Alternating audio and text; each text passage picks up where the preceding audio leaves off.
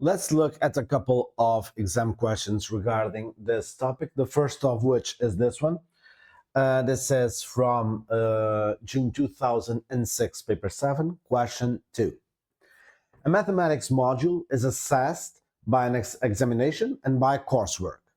The examination makes up 75% of the total assessment, and the coursework makes up 25%. Examination marks, X, are distributed with mean 53.2 and standard deviation 9.3. Coursework marks, Y, are distributed with mean 78.0 and standard deviation 5.1. Examination marks and coursework marks are independent. Find the mean and standard deviation of the combined mark 0.75x plus 0.25y. 4 points for this.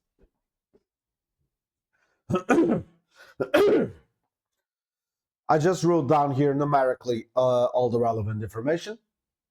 So x can be expressed by the normal distribution with mean 53.2 and variance 9.3 squared, and y with mean 78.0 and variance 5.1 squared.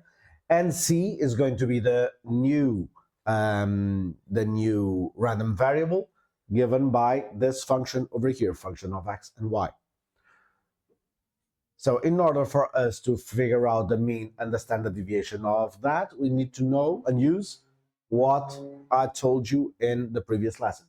So the expectation of c is calculated by doing the multiplier that you have for x times the expectation of x plus the multiplier that you have for y times the expectation of y, and there you have it.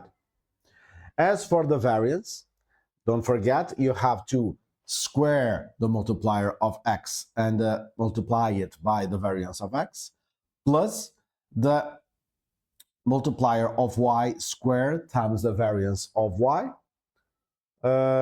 Calculate the whole thing, and there you have it. Okay, don't forget that this is the variance. The question is asking you for the standard deviation. Anyway, you can put the parameters for the new random variable c as 59.4 and 50.3. But if you want to express this in terms of the standard deviation, so the standard deviation is going to be 7.9.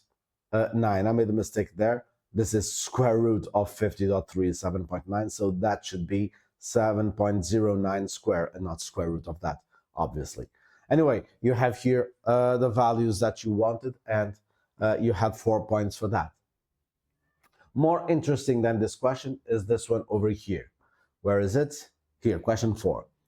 The cost of electricity for a month in a certain town under scheme A consists of a fixed charge of 600 cents together with a charge of 5.52 cents per unit of electricity used.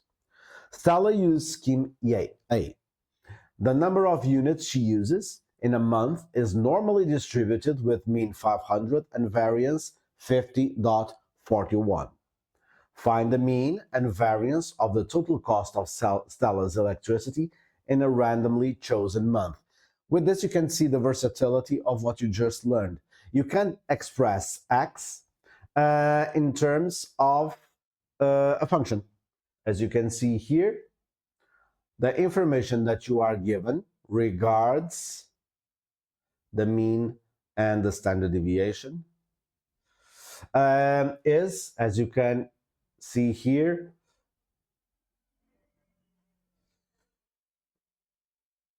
what happens to Stella, the number of units she uses in a month.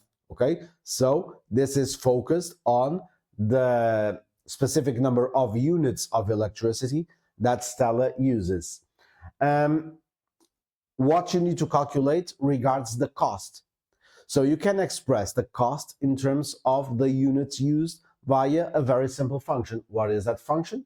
Is 600, the fee that you pay to begin with, times 5.52u.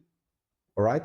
So this is going to be the new random variable t that expresses the cost in terms of the previous random variable u, for which you have the mean and the variance.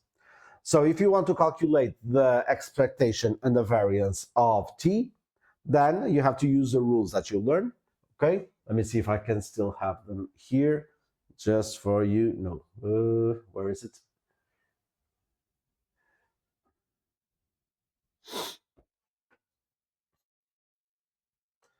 I put this smaller. I think it's in lesson 1. Yes, it is. So if you use these rules over here, you will just be able to calculate the expectation and the variance. The expectation of t is going to be the 600 times the multiplier, 5.52 times the expectation of u. Here you have it. As for the variance, any constant value is not part of it, obviously, and the multiplier is squared times the variance of u, and there you have it. So you have the answer there. And how many points for that? 5 points, just for doing that. Now, under scheme B, there is no fixed charge, and the cost in cents for a month is normally distributed with mean 6,600 and variance 421. Derek uses scheme B. Find the probability that in a randomly chosen month, Derek spends more than twice as much as Stella spends. Okay? The point of this question is this last bit. How are you going to express this sentence in English in a mathematical statement?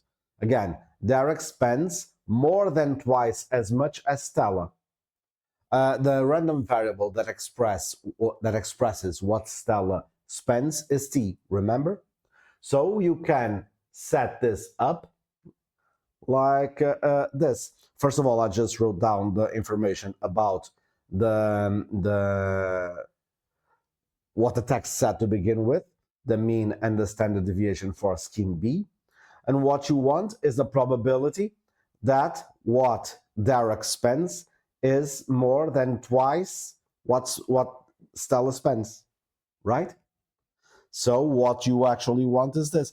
But in order for you to actually be able to calculate the probability, you have to send this 2t to the left-hand side so that you have the probability that c minus 2t is bigger than 0. You have to have a numerical value, obviously, on the right-hand side of the sign. What I like to do over here is to express this in terms of another random variable, which I call d for difference. The d is going to be c minus 2t. So all I have to do in order to be able to calculate the probability is to, I don't know what happened here. I'll have to fix this. Let me just pause the video and I'll be back in 1 second. Okay, so apparently there was a loss in connection between my smartboard and my desktop, but it's resumed. So as I was saying, you can set up this as a new random variable d and work out the expectation and the variance from which you will be able to calculate the probability. So the expectation of d is going to be given by the expectation of c minus 2 times the expectation of t, and you have both, so there you have it. As for the variance of c minus 2t is going to be given by the variance of c plus, forget plus, 2 squared, that is 4, the variance of t. There you have it. So you can express d as a normal distribution with mean minus 120 and variance 6,565. You want a probability that d is positive, so that's 1 minus the probability that d is smaller or equal to 0. So you just go ahead and put 0 there, find the z value for that, and calculate the probability, and that is it.